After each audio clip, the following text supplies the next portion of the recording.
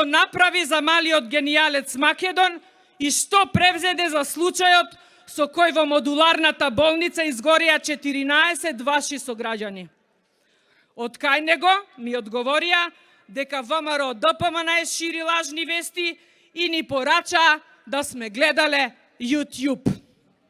Затоа не благодариме. Стево 02 никогаш не беше и не може да биде наш. Тој беше сечи, само наш не.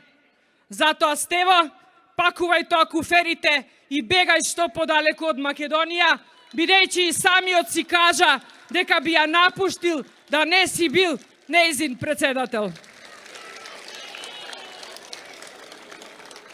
Со народен лик, кој ќе биде меѓу народот преку народните канцеларии, кој ќе биде до народот преку пораките во парламентот, кој ќе биде за народот кога ќе става вето, кој ќе биде исто така за државата и за нацијата, кога надвор ќе ги праќа најдобрите дипломати, кој ќе биде за безбедна Македонија, за мирна Македонија, кога во Советот за безбедност ќе креира одлична политика, кој ќе биде за уметност, за култура, за наука, кога ќе им доделува награди на најдобрите, кој ќе биде за право и правда, кога во судскиот совет ќе именува најдобри правници, кога ќе биде за уставност и законитост, тогаш кога најдобрите судии ќе бидат тамо.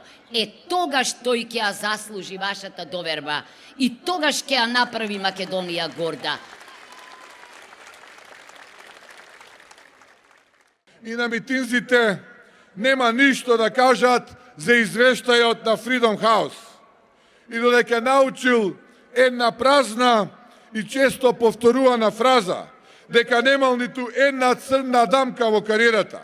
Во извештајот на Freedom House седи дека државата каде тој е председател е силно криминализирана, а новинарите што пишуваат за криминалот се под притисок на власта. Исто така, државата на која Стево е председател, во извештајот стои дека има директно влијание од власта врз правосудните органи и обвинителството. Сте слуштале ли Стево ова да го осуди или Стево од ова да се огради? Нема такво нешто.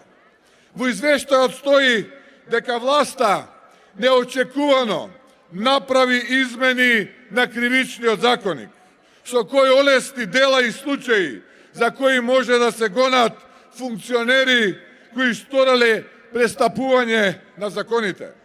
И кога сме кај ова, оној честиот Стево Пендаровски, добро е да се каже што правеше и какви планови коваше во Вила Водно, во присуство на Артан Ковачевски и Ахмети пред неколку месеци, поврзано со измените на кривичниот законник и евентуална можда амнестија на поранешни политичари. Со која цел?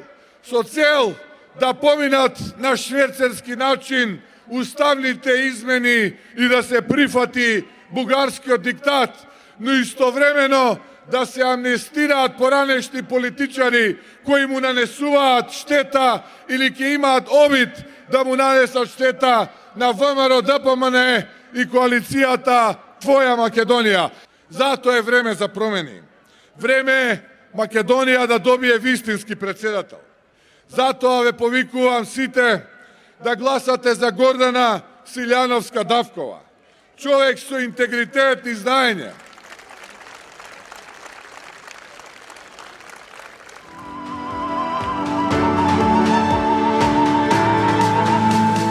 Ти на овој крстопат што си и сака се